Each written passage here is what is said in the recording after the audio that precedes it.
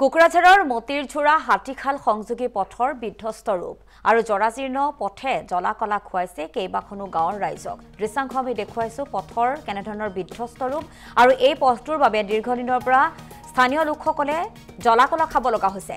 এজাক বৰষুণ আহিলে যাতায়াতৰ বাবে অনুপযোগী হৈ পৰে পথছোৱা। জনপ্ৰতিনিধিয়েও প্ৰতিশ্ৰুতি দি পালন নকৰাৰ অভিযোগ উত্থাপন কৰিছে ৰাইজে। নিৰ্বাচনৰ পূৰ্বে পথ মেৰামতি কৰি দিয়াৰ বাবে দাবী উত্থাপন কৰিছে ৰাইজে। আমাক তামাৰহাটৰ পৰা সামগ্ৰিক পৰিৱেশটো দেখুৱাব আমাৰ সতীৰ্থ উপস্থিত আছে সেই স্থানত ৰেজাউল কৰিম প্ৰধানী।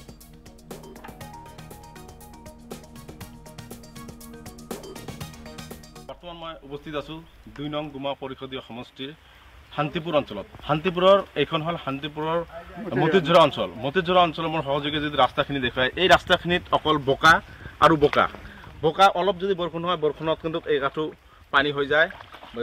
স্কুলৰ ছাত্ৰ ছাত্ৰীৰ লগতে স্থানীয় লোক আছে, স্থানীয় লোকে কিন্তু যি হাট বজাৰ আৰু স্কুল কলেজ আছে, স্কুল কলেজত যাব নোৱাৰে। এই অঞ্চলৰ যি ৰোগীবিলাক আছে, ৰোগীবিলাকক লৈ যাব নোৱাৰে গাড়ীৰে, কাৰণ এইখন ৰাস্তাৰে গাড়ী যোৱা এইটো সম্ভৱ নহয়। মই ইয়াতে স্থানীয় লোক আছে, স্থানীয় লোকৰ পৰা আমি জানিবলৈ বিচাৰিম কেনেধৰণৰ অসুবিধাৰ সন্মুখীন হ'বলগীয়া হয় এই স্থানীয় লোকসকলৰ। হয়, কি ক'ব? দেখা গৈছে যে আপোনালোকৰ ৰাস্তাৰ অৱস্থা বহুত দুৰৱস্থা। ধন্যবাদ এনবি চেনেললৈ ইমান বোকাটো ইয়াত আহি আপুনি আমাৰ দুখটো চাব পাৰিছে, এইটো কাৰণে আন্তৰিক ধন্যবাদ। এইটো হ'ল আমি নাৰায়ণ শৰ্মা, মতিৰঝোৰা প্ৰথম খণ্ড, এই যে ২ নং গুমা সমষ্টিৰ মতিৰঝোৰা প্ৰথম খণ্ড। এইটো ইয়াৰ পৰা ৩৫টা গাঁওখন পৰে, ৰেভিনিউ গাঁওখন। ইয়াত যিমান ৰাস্তাৰ অৱস্থাটো আপুনি দেখিছেই। ইয়াত AGPৰ পৰা আহি পেলাই AGP, Congress, BPF, UPPL, BJP যিকোনো চৰকাৰ আহিছে, কিন্তু ব্ৰিটিছ আমোলৰ পৰা যি অৱস্থাত তেনেকুৱাই আছে। ইয়াত ৰাভা, গাৰো, গোৰ্খা, আদিবাসী গাঁওখন পৰে ৩৫টা গাঁওখন এই ৰাস্তাত। ইয়াৰ পৰা আমি ৰেচন ল'বলৈ সমবাই যাব লাগিব। ইয়াৰ পৰা টিপকাই যাবলৈ হ'লে এনেকুৱা ৰাস্তা আছে।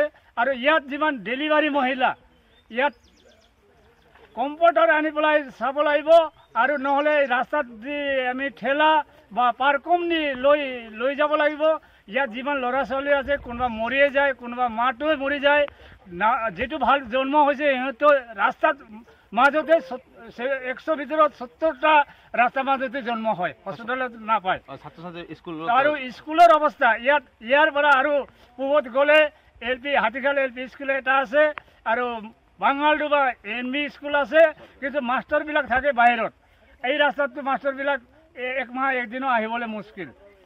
আৰু যিটো বাহিৰত যাব লাগিব, বাহিৰত যোৱাততো কোনো অৱস্থাই নাই। কেনেকৈ যাব? এনেকুৱা হ'লে কৰি যায় আৰু ঘূৰি যায়, আৰু ১ সপ্তাহত ১ দিনো যাব পৰা নহয়। তো এইটো কাৰণে শিক্ষা দীক্ষা, ইয়াত চিকিৎসা কোনো ব্যৱস্থা নাই। ইয়াত মানুহ জানোৱাৰ থাকিলেও মানে অলপ ভাল হয়, কিন্তু জানোৱাৰৰ পৰা বেহতৰ কৰি ৰাখিছে চৰকাৰটো। এইটো কাৰণে এবাৰ যদি এই ৰাস্তাৰ কোনো ব্যৱস্থা নকৰে, আমি কৰিম বুলি ভোটৰ সময় আহে আৰু প্ৰতিশ্ৰুতি দিয়ে, প্ৰতিশ্ৰুতি থাকে। এইটো কাৰণে এইবাৰ আমি ভাবিছোঁ যে এই ৰাইজ ভাবিছে যে ইয়াততো যদি ৰাস্তা ভোটৰ আগত নহয়, তেতিয়াহ'লে ভোটটোহে বৰ্জিত কৰি দিম নেকি বুলি ভাবিছোঁ।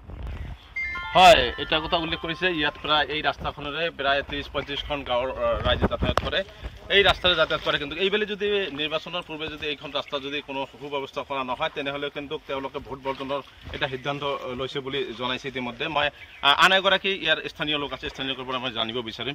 হয় দাদা, কি ক'ব? দেখা গৈছে আপোনালোকৰ ৰাস্তাত যে দুৰৱস্থা, ভাৰত স্বাধীনতাৰ পিছৰ পৰা কিন্তু এতিয়ালৈকে ৰাস্তা মানে যি পদক্ষেপ কৰি আছে আপোনালোকে ইমান দূৰৰ পৰা আহিছে, এইটো হেৰি কৰিবৰ কাৰণে আপোনালোকক মানে ধন্যবাদ থাকিল। আমি বহুত দিনৰ পৰা ব্ৰিটিছ আলমৰ পৰাই বসবাস কৰি বহি অহা, আগৰ পৰাই এতিয়া ভাল হ'ব লাগিছিল। হয়তো ঠায়ে বেলেগ ঠাইত ভাল হৈ আছে, কিন্তু আমাৰ ইয়াত ৰাস্তা যাতায়াত ব্যৱস্থা একেবাৰে নুই বুলি ক'ব লাগিব। গতিকে যি অলপ চলপ আমি খোজকাঢ়া নিচিনা হয়, এইটো নিজৰ তৰফৰ পৰা মানে কৰোঁ, কিন্তু যেতিয়ালৈকে চেনিগ্ৰেভেল নহয় তেতিয়ালৈকে কেতিয়াও এই বোকাটো নুগুচে। কাৰণে আমি চৰকাৰক মানে বিনম্ৰ অনুৰোধ যে হয়তো ৰাজ্য চৰকাৰ হওক বা BTC চৰকাৰ হওক, চৰকাৰে যাতে যেনেদৰে হ'লেও আমাৰ বিফোৰ ইলেকশ্যন যদি দিয়ে, তেতিয়াহ'লে অলপ মানে মানে মনটো সন্তুষ্ট থাকিলহেঁতেন কিন্তু এনেকৈ যদি হয় তেতিয়াহ'লে আমাৰ মানে চৰকাৰৰ প্ৰতি বিৰূপ মনটো একটা মানে সৃষ্টি হৈ আছে গতিকে আমি আপোনাৰ যোগেদি চৰকাৰক সকীয়াই দিওঁ বা জনাওঁ বা বিনম্ৰ অনুৰোধ কৰোঁ যে যাতে জনসাধাৰণৰ ভোটেদি তেখেতসকল চৰকাৰ গঠন কৰে সেইকাৰণে জনসাধাৰণৰ মনটো সন্তুষ্ট কৰি দিয়ে যেন বুলি মই কওঁ আৰু কি হয় এটা কথা কৈছে যে ইয়াতো বিপিএফৰ বৰ্তমান যে এমচিআৰ আছে বিপিএফৰ আছে ইয়াতো এতিয়ালৈকে কিন্তু কাম কৰা নাই সেইকাৰণে এই যে নানান জনগোষ্ঠী আছে ইয়াতে গোৰ্খা আছে আদিবাসী আছে গাৰো আছে আৰু বেলেগ নানান জনগোষ্ঠীৰে এইখন যি ৰাস্তাৰে বহুত মানুহ যোৱা অহা কৰে কিন্তু নানান ধৰণৰ অসুবিধা হয় আৰু এটা কথা আগতে উল্লেখ কৰিছে যে তেওঁলোকে কিন্তু ভোট বৰ্জন কৰিব বুলি উল্লেখ কৰিছে